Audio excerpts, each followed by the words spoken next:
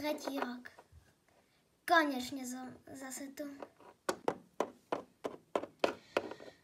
Už sa neviem dočkať.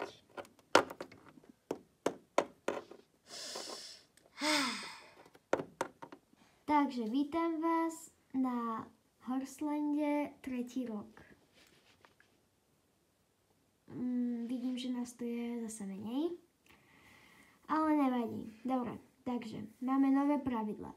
Každý bude mať svojho koňa a každý ho celý týždeň bude proste čistiť, bude mu dávať krmiť, ale sám. Takže, rozumiete? No jasné!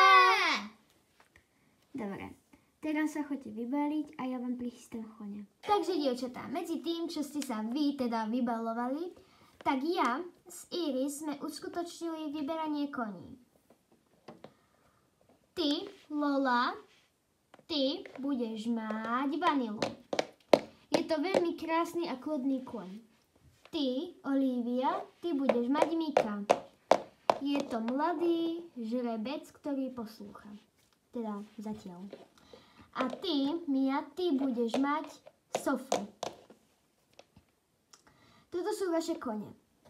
Takže, s týmito budete celý týždeň robiť tieto súťaže. V pondelok bude drezúra, v stredu skákanie a v piatok súťaž krásy. Dúfam, že sa všetci tešíte. Áno, áno!